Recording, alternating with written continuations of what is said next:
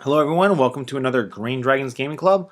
Without us, they never feel like winners. Without them, we couldn't look so good. So, we're based out of Westchester, Pennsylvania. We're a suburb of Philadelphia. If you're out that way, you're looking for if you're a fun player, an easygoing player, and not to say we're not competitive because we are definitely have competitive players with us. But at the same time, it's like we just we want to make sure we enjoy the game. Reach out to me. I'm Sir MC 2015 on the boards. My name is Mark. And if you're in that area, just Northeast Maryland, Eastern Shore, Eastern Shore of Maryland, Northern Delaware, Newark, Philadelphia, between Philly and Lancaster, all the way up to say Allentown. Just reach out to us. I'd love to try to get a game in with you.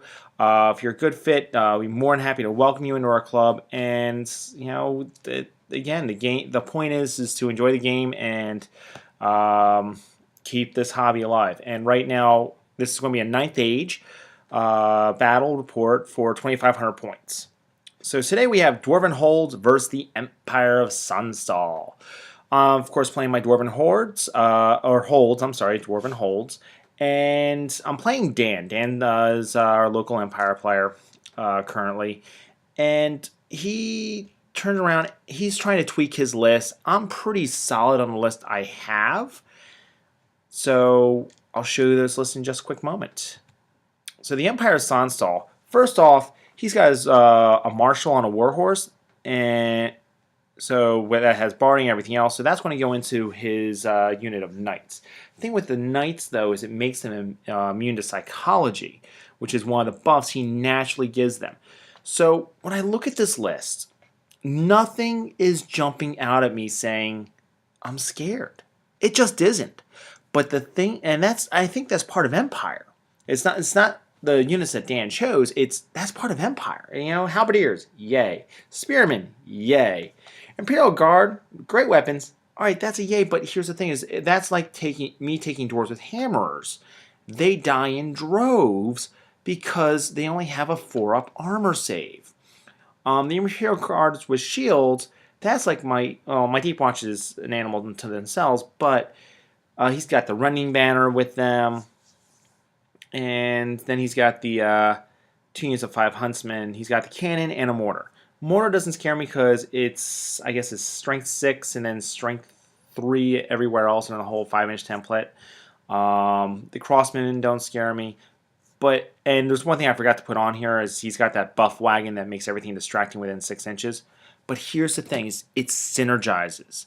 That is the beauty of Empire, is it synergizes so well, and you have to play off that synergy. For example, the Laura Heavens. Laura Heavens, when you try to roll your to hit with a cannon, when they change the way cannons work, so now hits, now you can turn around and re-roll that cannon missed shot from Laura Heavens.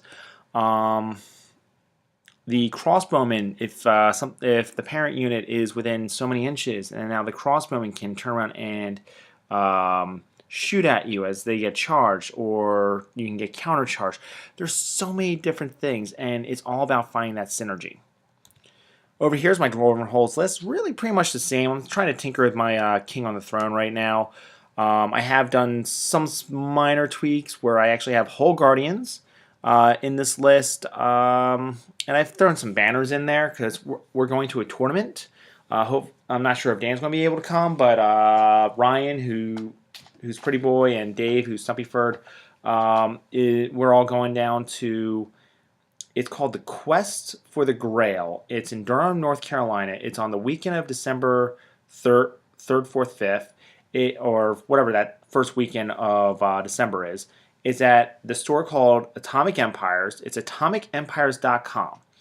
If you can't go to that, let's say you're in England, Sweden, anywhere else, California, look at the rules that they have, because I love being a playtester. I love testing new things. I love turning around and analyzing armies to see what works. I'm always a middle-of-the-road type of army build. I don't like going heavy one way or the other.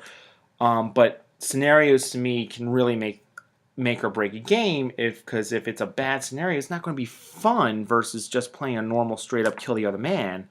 But these scenarios that this game store has devised, these are a lot of fun. We're playing them, and it's like at one point we're putting out tokens, and you have to pick up tokens for extra victory points. But if you hold on to a token, you're going to lose. You're basically getting hit with a fireball, and then you can, or if you, it's just fun. So look at their scenarios. I think you'll be very impressed. So we're playing in scenario number 3. I would have to turn around and look it up real quick, and I'm just going to go ahead to the next slide. Empire had first turn. I went to this slide for a reason. We're doing classic deployment, and with number 3, you need to have a scoring unit in a piece of terrain to gain an extra 100 victory points, to a maximum of 300 victory points. You need to turn around if you kill your opponent's general, that's an extra 100 victory points. And if you have your cheapest unit in your army in your enemy's deployment zone, that's another 100 points. And that's it. And then they go to another point system like who has most table quarters, and a few other notes. But with that said, the reason why I got this is the first picture I had that actually showed the entire board. So going from my upper left to right, describing Dan's army, those are his halberdiers behind this cannon. Then he's got the crossbowmen in that piece of terrain we play as ruins. That's his unit of 40 Imperial Guard. The white cannon is a mortar. There's that buff wagon I talked about. There's those Imperial Knights with lances and shields. Behind them's the unit of spearmen with his level 4 mage. And then he's got his Imperial Guard with the 1-up armor on his BSB with a great weapon. And apparently it's one of their magic armors. I don't know why dwarves don't have that 1-up magic armor, but then again, I don't think dwarves need it. And then on the far right-hand side, you've got 2 units of 5 huntsmen challenging the Dwarven hold, the Hull Guardians, which are the dwarves on bears, and the cannon on that side.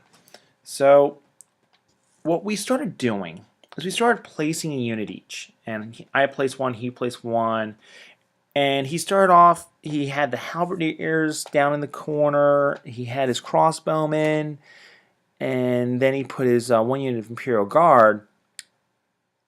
And he looks at me across the board, he goes, "You haven't put down anything of substance yet." You go, no, not really. I boxed myself in a corner, didn't I? Yeah, you did. So he goes, okay. So he just dropped everything at that point. He's like, I'd rather have first turn than not. He drops everything. I'm like, all right, let's do it. But by him dropping everything, it allowed me to turn around and utilize the pieces of terrain to my advantage. So I have my, going from my bottom left to right, I have my vanguarding great weapon guys that are in the woods. I've got my deep watch with my king on a throne, that's Dominic the Donkey. And then I've got my spear dwarves with a BSB runesmith. Then I've got my handgunners, and then I've got my engineer behind them, and then an organ gun behind them. Then I've got a unit of 11 warriors with a champion with shields. Then I've got my forge wardens. Then I've got my Hull Guardians, and then a cannon. So I positioned my cannon and my Hull Guardians, no, I've just positioned the cannons just so that his cannon couldn't see them. Okay, that was what I was going for, is try and prevent his cannon from seeing my war machines so that he didn't just turn around and try to pick them off. So, as I said, he had turn 1. That's his movement. And he does 1 wound there for shooting or magic, and then he does another, no, that was shooting, and he did another couple wounds right there, and that was it. He did 1 wound from his huntsman onto the cannon, and now it's dwarves turn 1. So I did move up. You'll see the grand picture in just a moment. This was dwarf shooting. This was poor dwarf shooting. I still killed 5 knights. Because, again, they have a 1-up armor save, so it's a 3-up. Handgunners took out maybe 1. of his knights, at most 2, and then the organ gun, which I rolled 6 shots or 12 shots, took out the other 3. Because it was -3, so he was failing on 4 pluses. So overall, I was pretty happy killing those 5 knights, forcing a panic test. But as I said, the marshals in there, they're now immune to psychology. My Forge Wardens actually did a swift reform, and they're quick to fire, so they took out one of them. So now it's Empire turn 2. This here is failed charges. So he tried to multi-charge his big block of Imperial Guard and his knights into my my Deep Watch, because that, if he doesn't deal with that block, and I'm sorry, if he doesn't deal with that, he's got issues. First off, it is a lot of points for me, not because of Deep Watch. It isn't a Death Star unless you go by points, because the unit itself, without the magic banner that's in there, is under 300 points. The issue is the king himself is 400 points because of the war throne and everything else. That's 150 points. So that's what makes that unit so expensive, but it's stubborn. It's got bodyguard, and the king is he's a smash mouth king with a great weapon, with a toughness 6. Reroll your to wounds against him. So he wanted to get in with stuff, try to turn around and do as much damage as he could, and he failed with both units. Because I do have the rune Banner of Dismay in that unit, which subtracts d6 from each unit, and that's why everything failed. He did originally try to charge my my warriors with the great weapons, and of course I did the smart thing and I chose to run away. And his knights originally tried to charge my handgunners, who again did the smart thing and tried to run away. And that's it. That's how the board looks.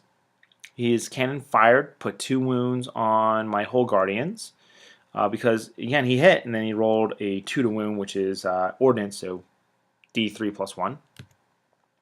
Dwarves turn 2. So I charged, and I was trying. This did work out the way I wanted, except I first took my Deep Watch and I charged the halberdiers. Halberdiers fled, and I tried to redirect, and I had rolled an 11 twice on their leadership. I bombed it. Failed flat out, so I could not redirect, because they would have gone into the Imperial Guard at that point. Let's see. Nothing else really big major happened this turn. But the spears got into the cavalry, and that's what I wanted. I wanted the spears in because they're going. Yes, I'm not finding the extra rank the first turn, but I'm strength 4, AP, lethal strike. I like that, and my BSB's in there, so I really like that at this point in time. Over here, again, the Forge Wardens turn around, take off 2 of them. They do a panic test. They flee right off the board, so that's, I don't know, 60, 80 points. But the thing is my cannon is now safe. I don't have to worry about my cannon. Over here, that was the charge that I did. My cannon hit his mortar, doing 2 wounds. Same thing happened. I hit. I rolled a 1 to wound, which only did 2. All I had to do was roll 3, and then everything would be gone. So he does 1 wound to my runesmith. I think he may have killed just a couple guys. I did 5 wounds. Yeah, I did 5 wounds right off the bat. And he's going, well, they're going to break. I'm like, absolutely. So I saw that nice, juicy target right there. I wasn't sure I was going to get in, but at the same time, I didn't think he was actually going to try to charge my flank if I did with this Imperial Guard. But it's a possibility, because I do have 2 characters in there. That's 250, 453. It's just over 500 points for that unit when all's said and done. So, but they get away, but I do overrun right into the Spearman with his lovely level 4. So now it's his turn 3. Now, when I overran, the way that you overrun is turn around. If you hit the other unit, you count as charging. They do not get a charge reaction, whether it be stand shield or anything else. They They just have to hold, and you have that infinite move at that point. So I purposely turned around and did a slight shimmy to the right, just so I didn't have to worry about the Imperial Guard charging their flanks. Instead, the Imperial Guard charged Deep Watch. I'm okay with this. It's a pretty even matchup right now, where my guys are 3 up, but he's -2, so it'd be 5 up, 5 up. His guys would be just against my normal guys, a 5 up period. And if he gets one of his spells off because of his character, 5 up, 5 up. So it's a straight up match. However, I still have a -1 to hit against him because of the buff wagon. And he had positioned it last turn, so I couldn't try shooting it with the cannon. It was just out of range on everything else. And kudos to my opponent. He played it well. So now, and then he turns around and gets Blizzard off. In retrospect, I probably should have stopped that, because at this point I would have needed 5 because he's got hand weapon shield. So again, parry takes my weapon skill 5 guys, no matter from hitting on 3s to hitting on 4s. Then I have Blizzard from 4s to 5s. Then it's a distracting. So now it's 5 to 6s. So now I need to hit him on 6s, and he charged me. So I'm only strength 4 at this point. Over here, some shooting. Turns around, kills another warrior. I did rally them last turn. I did neglected to say that. And that's it. That's how the board looks. If you notice, the king is gone. I still did 4 wounds, needing 6s to hit and 3s to wound. And then I think and then he had a 5 up armor. I still managed to kill 4 of his guys. He only won that combat by 1. Well, it didn't make a difference because I was stubborn. Again, I rolled an 11 twice. All I needed was a 9, and I rolled an 11 twice. Well, these things happen. So he turned around, he caught my king, and now it's Dwarves turn 3. So that's where the Imperial Guard are. And he goes, well, this game just got interesting. And Spearman versus Spearman, he killed a handful of mine. I killed more of his.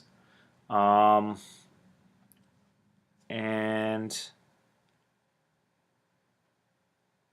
yeah, that's it. So I end up charging in with the warriors right into the flank because I figure charge, flank, big flank. So that's +3, but he's stubborn on an 8. He gets 25%. He could fail. You never know if I win that combat. And the whole Guardians are there. My shooting turns around, kills the buff wagon. I lose another 3. He loses 5, but I still have 1 more rank, a banner, plus my BSB. So he breaks there and gets run down. Now, if you look to the right, you see the 2 cavalry and his big block. So the way I ran, I end up running into the cavalry. Guess what? That blows them up. And because they're blown up, I then do a leadership test and I do a reform.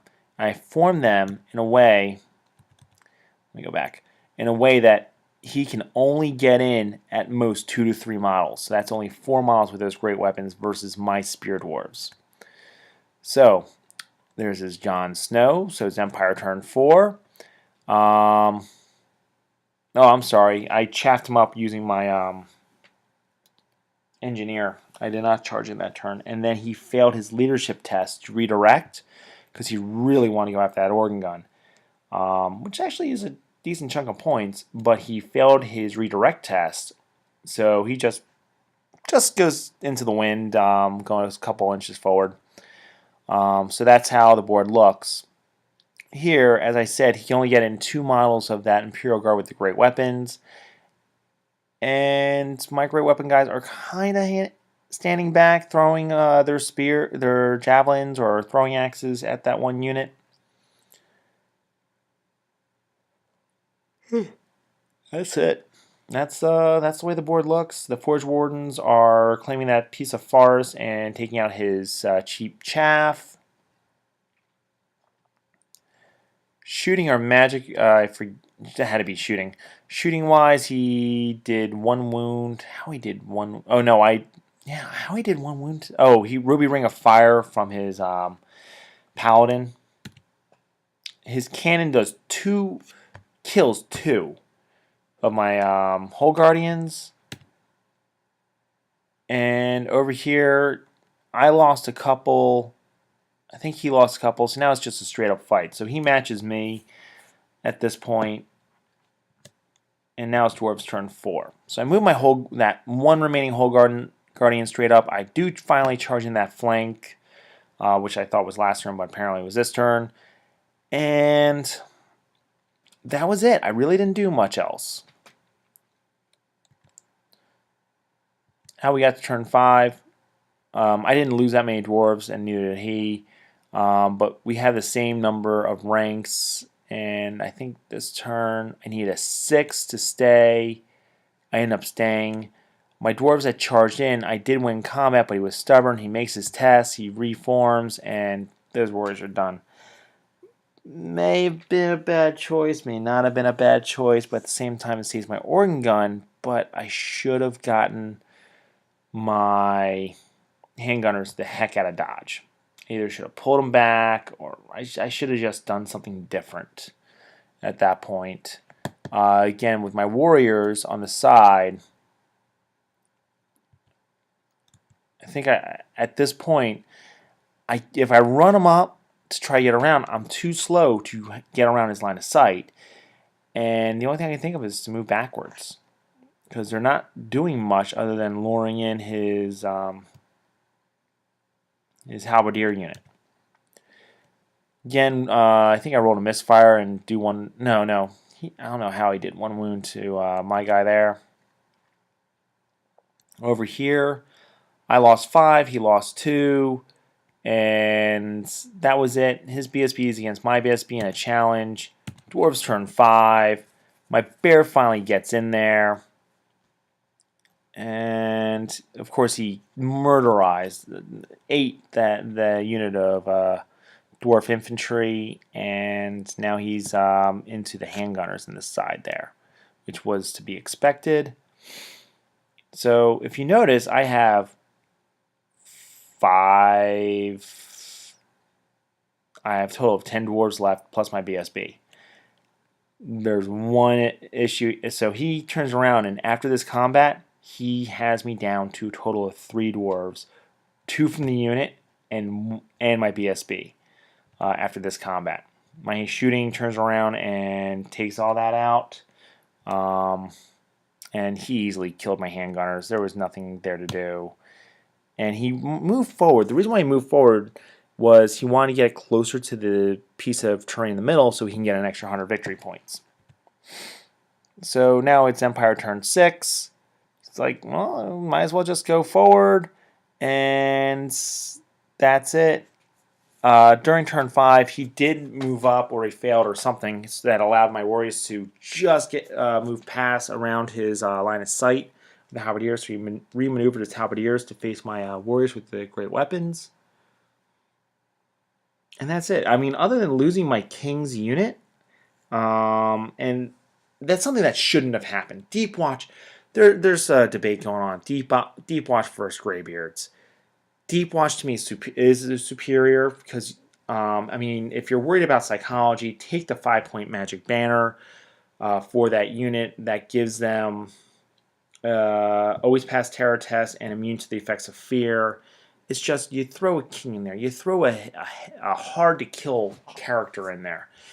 That unit's not going to go anywhere. It needs to grind, and it always has a 5+ ward save against close combat to the front, or if you take a Holdstone, anywhere then at that point.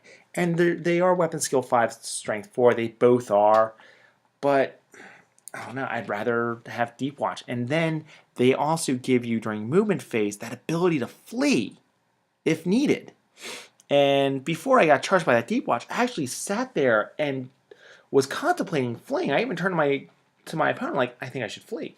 I think I should flee, and then I'll turn around and deal with you after the fact. I didn't.